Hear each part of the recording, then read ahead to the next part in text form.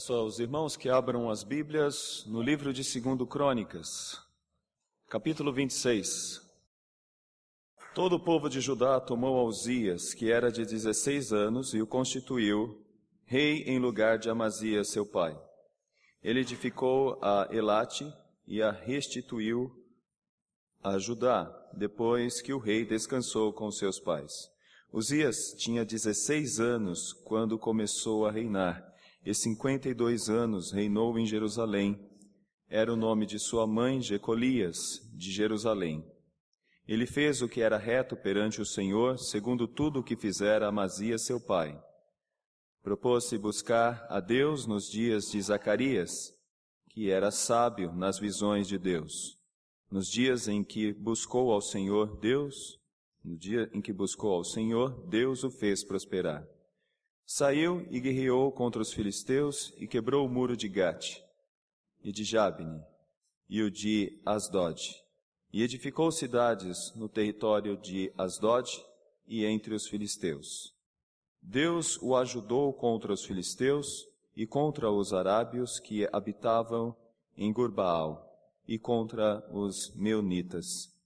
Os amonitas deram presentes a Uzias, cujo renome se espalhara até a entrada do Egito, porque se tinha tornado em extremo forte. Também edificou Uzias torres em Jerusalém, a porta da esquina, a porta do vale e a porta do ângulo, e as fortificou. Também edificou torres no deserto e cavou muitas cisternas, porque tinha muito gado, tanto nos vales como nas campinas. Tinha lavradores e vinhateiros, nos montes e nos campos férteis, porque era amigo da agricultura. Tinha também Uzias um exército de homens, destros nas armas, que saíam à guerra em tropas, segundo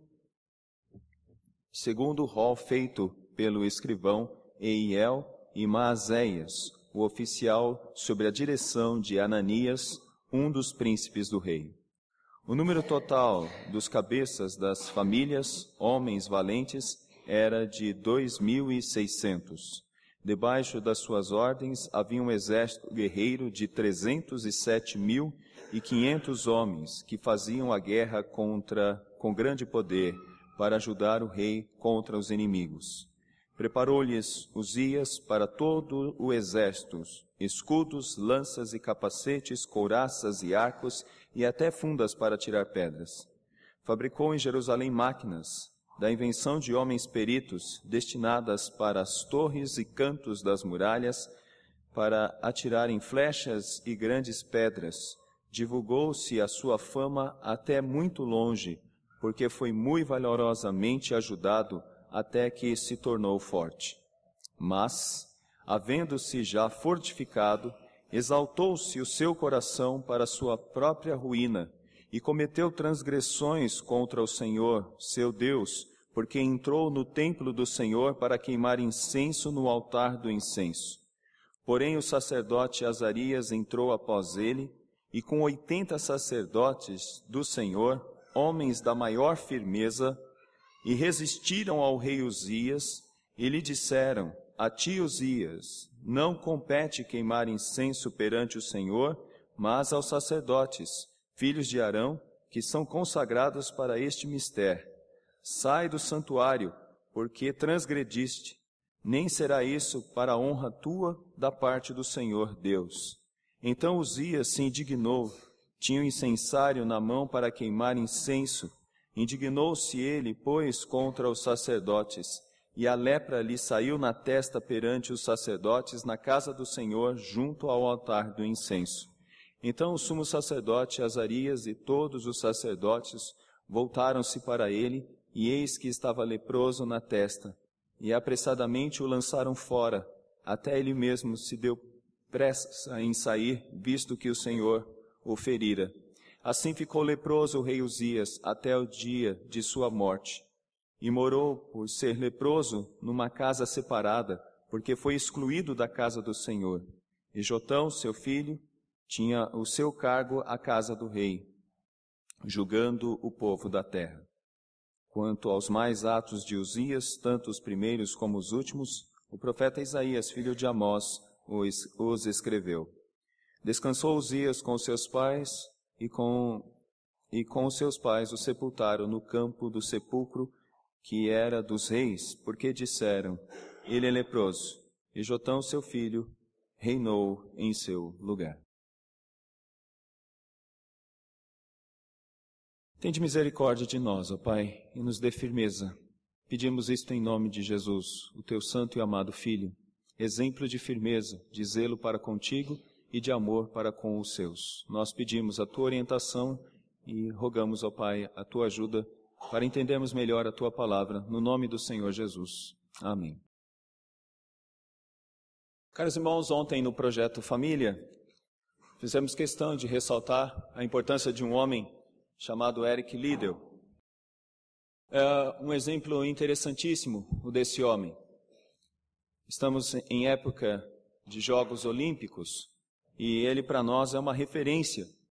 Nas Olimpíadas de 1924, ele assumiu uma posição muito interessante. Ele foi muito firme.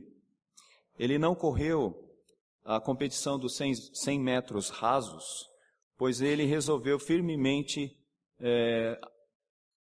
defender os seus princípios de fé. Ele não poderia correr numa prova no domingo, pois domingo era o dia do Senhor, era o dia para estar na igreja e para bendizê-lo e para adorá-lo. Ele pensou e foi firme na sua convicção. Eric Liddell rejeitou correr os 100 metros, mas ele era o preferido. Na verdade, ele era o Bolt da época. Por certo, ele ganharia aquela competição. E havia uma espécie de disputa branca entre França, Inglaterra, Estados Unidos, Alemanha. E aquela medalha seria a medalha talvez das mais importantes para ratificar o poder das Ilhas Britânicas. Ele rejeitou. Todos ficaram atônitos, todos ficaram embasbacados com aquilo.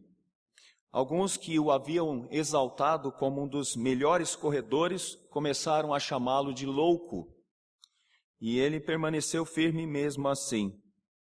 Há uma nota interessante em um dos livros do MacArthur, que ele diz assim, Liddell era a última pessoa a festejar tal possibilidade. Ele apenas disse, não vou correr num domingo, e nada mais. Ele se irritaria muito com qualquer coisa que fosse feita no dia do Senhor. Sabemos que a decisão devia-se ao seu caráter, e muitos dos atletas se impressionaram com isso.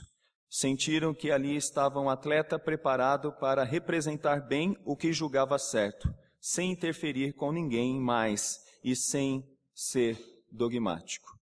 Meus irmãos, esta posição deste homem gerou até um filme. Em 1981, Carruagens de Fogo ganhou o Oscar e esse filme merece ser assistido por cada um de nós que aqui está. Meus irmãos, Eric Liddell, depois de assumir essa posição, não deixou de enfrentar pressões. Ele enfrentou muitas pressões do comitê, do próprio príncipe de Gales, e mesmo assim ele foi firme, foi extremamente firme. Liddell acabou então competindo numa outra categoria, que não era muito a sua especialidade. Ele correu os 400 metros rasos. Ele treinou bastante e disputou esta prova. Muitos diziam que ele não conseguiria chegar até o final. Muitos diziam que se desse um toquinho nele, ele cairia. Mas não foi isso que aconteceu. Eric Liddell correu e ele quebrou o recorde mundial. Na sua mão tinha um versículo, aquele que me honra, eu o honrarei. Depois de tantas tentativas mal sucedidas de dissuadi-lo daquela posição quanto a não correr no domingo, ele se torna um herói, uma referência nas Ilhas Britânicas. É interessante algumas expressões sobre ele, e eu gostaria de chamar a atenção para mais uma. O certo é que ele é um verdadeiro homem de princípios e um verdadeiro atleta. Sua velocidade é uma mera extensão da sua vida, sua força. quisemos separar sua corrida dele próprio. A despeito dos repórteres terem entendido isso como se ele estivesse preocupado meramente com uma religiosidade, o que fica nítido nessa posição do Eric Liddell é que ele realmente mostrou para o mundo todo, para o mundo inteiro, em 1924, nas Olimpíadas que ali ocorriam, que ele era um homem de firmeza. E é sobre isso que eu gostaria que nós falássemos hoje. Firmeza em meio às grandes provações. Firmeza em meio às grandes provações. Eu quero começar com outro trecho. E eu amo esse trecho, e os irmãos podem encontrar isso em qualquer lugar. Homens da Maior Firmeza, que é da revista Ultimato de 2001, dos meses de julho a agosto. Olha o que diz o texto. Sem firmeza, ninguém suporta a provocação, a provação e a tentação. Sem firmeza, ninguém suporta certos lugares, certos acontecimentos, certas circunstâncias. Sem firmeza, ninguém suporta o vazio, a solidão e a saudade. Sem firmeza, ninguém suporta o imprevisto, o revés, a ruína. Sem firmeza, ninguém suporta a tristeza, o estresse e a depressão. Sem a firmeza, ninguém suporta a dor, a doença e a morte. Sem firmeza, ninguém suporta a pressão da carne, o curso deste mundo e a opressão das potestades do ar. Sem firmeza, ninguém suporta a indiferença alheia, o desamor e o ódio. Sem firmeza, ninguém suporta a crise da adolescência, a crise da meia-idade, a crise da terceira idade. Sem firmeza, ninguém suporta o que é difícil, o que é complexo, o que é arriscado. Sem firmeza, ninguém suporta a distância, a demora e a incomunicabilidade. A falta de firmeza explica o abandono da fé, do entusiasmo, da esperança, do compromisso cristão. A falta de firmeza explica o desânimo, o medo, a indecisão, a precipitação. A falta de firmeza explica a decepção, o fracasso, a fuga, o escândalo. Precisamos ser firmes. E geralmente devemos entender que o melhor momento para demonstrar firmeza é quando nós passamos por provações. Elas podem surgir no texto que lemos de duas maneiras. Quando tudo dá certo, quando tudo vai bem. Versos de 1 a 4. Todo o povo de Judá tomou Uzias, que era de 16 anos, e o constituiu rei em lugar de Amazias, seu pai. Ele edificou em Elate e a restituiu a Judá, depois que o rei descansou com seus pais. Uzias tinha 16 anos quando começou a reinar, e 52 anos reinou em Jerusalém. Era o nome de sua mãe Jecolias de Jerusalém, e fez o que era reto perante o Senhor, segundo tudo o que fizera Amazias, seu pai. Começou muito bem. Ele buscou a Deus. Verso de número 2. Propôs-se buscar a Deus nos dias de Zacarias, que era sábio nas visões de Deus. Nos dias em que buscou ao Senhor, Deus o fez prosperar. Como é bom começar bem. E ele começou bem. Primeira coisa que ele fez foi buscar a Deus. E teve compromisso com Deus. E o texto diz, Deus o fez prosperar. Outra coisa que ele também fez, ampliou o poder do reino de Judá.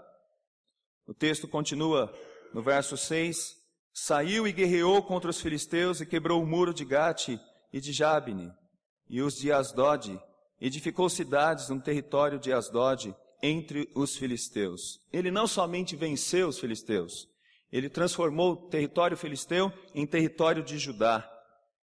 Verso 7, Deus o ajudou contra os filisteus e contra os arábios, que habitavam em Gur-Baal, e contra os meunitas. Ele se desenvolveu como um grande rei, com estratégias interessantíssimas. Pelo oeste, pelo leste, ele cresceu, se desenvolveu e o seu reino prosperou. O verso de número 8 diz que ele conquistou respeito. Os amonitas deram presentes a Uzias, cujo renome se espalhara até a entrada do Egito, porque se tinha tornado em extremo forte. Meus irmãos, isso é uma aprovação. O que vocês estão vendo como sucesso não é meramente sucesso, é também uma aprovação. Algumas pessoas que passam por isso geralmente caem. Pessoas que passam pelo sucesso geralmente vão para a derrocada, para a destruição. Os versos posteriores, de 9 a 15, mostram que ele desenvolveu esse reino com infraestrutura, poder na agricultura e forças bélicas, ou seja, ele estruturou o reino de uma maneira que havia proteção por meio de soldados, por meio de torres, abriu cisternas, isso ajudou na agricultura. O reino de Judá se tornou uma grande potência, uma bela potência. Este homem foi um ótimo rei. Se os irmãos lerem o livro de Isaías, vão perceber que na morte dele houve grande tristeza. Grande tristeza. Porque a morte de Uzias representava talvez a desestrutura de todo o reino. É como se o Brasil tivesse um excelente presidente, e esse presidente ajudasse tanto o nosso país e fosse um presidente tão bom, que fizesse com que em pouco tempo a prosperidade chegasse nas nossas casas e a gente vivesse momentos de grande alegria, com emprego, com infraestrutura urbana, com saúde, com educação, sem ter de pagar a quantidade de impostos que a gente tem de pagar. Esse rei era amado, esse rei passou a ser até adorado. Mas, meus irmãos, ele passou por uma provação. Ele estava tão bem, e foi tão bem, que ele se achou melhor do que o próprio Deus. Até mesmo que os próprios sacerdotes. Por isso que a provação o atingiu. Ele começou bem, foi bem, mas durante muito tempo, meus irmãos, ele teve que amargar na sua pele a dureza da sua arrogância, a dificuldade do seu ufanismo. Olha o que diz o texto, verso 16, e é tão duro quando a gente vê essa expressão, mas, havendo-se, verso 16, mas, havendo-se já fortificado, exaltou-se o seu coração para a sua própria ruína. Esse é o problema de todos nós. Nós achamos que somos bons. Nós achamos muitas vezes que somos os melhores. Basta aparecer uma coisinha melhor. Talvez um carro, talvez uma casa, talvez os filhos, talvez o sucesso na faculdade. Quando coisas melhores começam a acontecer conosco, nós achamos que talvez sejamos bem melhores do que nós somos. Bons. Mas, havendo-se já fortificado, exaltou-se o seu coração para a sua própria ruína e cometeu transgressões contra o Senhor, seu Deus, porque entrou no templo do Senhor para queimar incenso no altar do incenso. Meus irmãos, esse foi o quadro.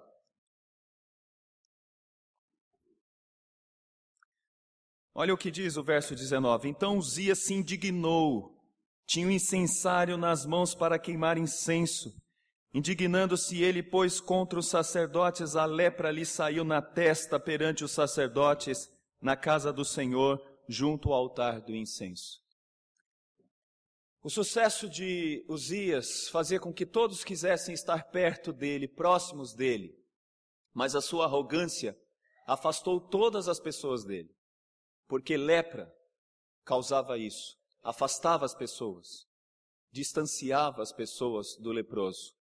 Essa foi a sina de Uzias. Ele teve que passar boa parte dos seus anos de vida distante, em um lugar distante, separado de todos, porque ele foi arrogante. Meus irmãos, nós temos que ter firmeza para enfrentar as provações, porque muitas vezes somos orgulhosos, muitas vezes temos a tendência de achar que somos melhores que o rei. O texto, meus irmãos, é poderoso para nos chamar a atenção e mostrar que muitas vezes as provações nos distanciam de Deus. As provações nos distanciam daqueles que amamos.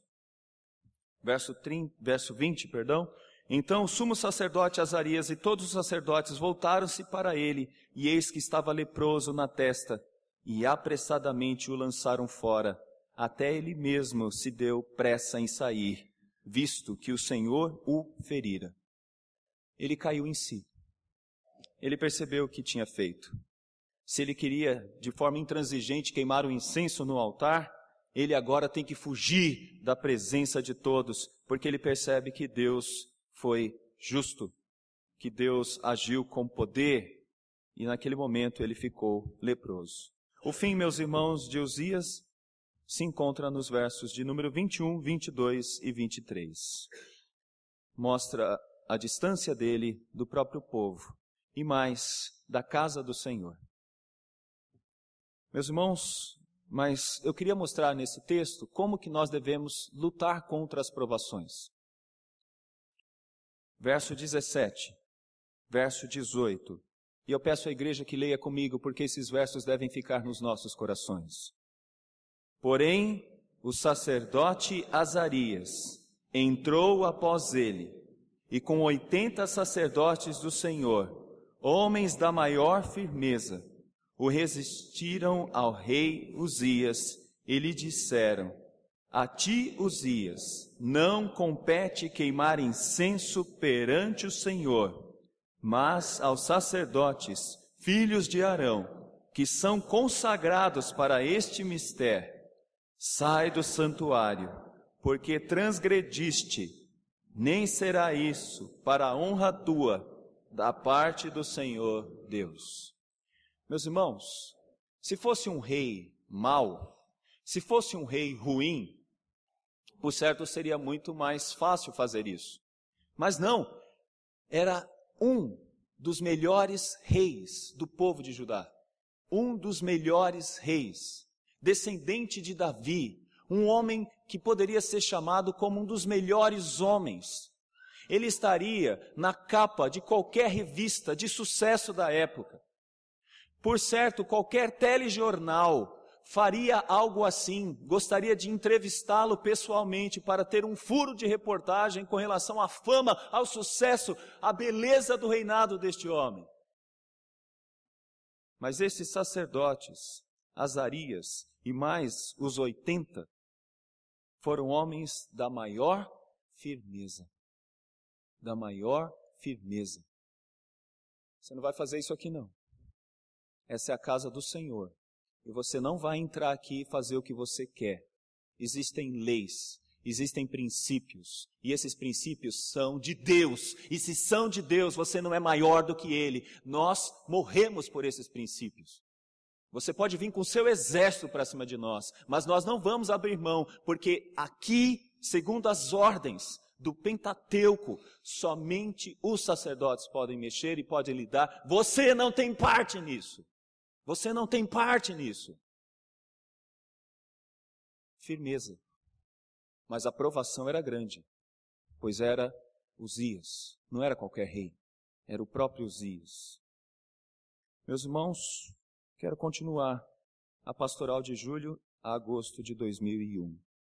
Homens da maior firmeza são aqueles que fecham a boca de leões, que extinguem a violência do fogo, que da fraqueza tiram força, que põem em fuga exércitos de estrangeiros. Homens da maior firmeza são aqueles que saem de sua terra e de sua parentela para uma terra desconhecida em obediência ao Senhor. Homens da maior firmeza são aqueles que dizem: não há mulher de Potifar. Homens da maior firmeza são aqueles que preferem ser maltratados junto com o povo de Deus a usufruir prazeres transitórios do pecado, pois contemplam o galardão. Daí, meus irmãos, a nossa posição. As provações por vezes nos vêm, mas é nesse momento que devemos ser firmes, tal como Azarias, tal como os 80 sacerdotes, e lutar, sendo fiéis àquilo que nós acreditamos, a palavra do nosso Deus. Nesses dias presenciamos os últimos momentos das Olimpíadas. E por certo surgiram muitos heróis, inclusive no nosso país. Eles serão reverenciados, bajulados, e talvez aqueles que parecem tão humildes, talvez, aqueles que parecem tão humildes, perderão a sua humildade por serem arrogantes e se tornarem arrogantes. Esperamos que isso não aconteça. Mas devemos tomar cuidado com as provações. Sejamos firmes. Nos mantenhamos fiéis. Se tudo der certo, cuidado, pois geralmente esquecemos de Deus.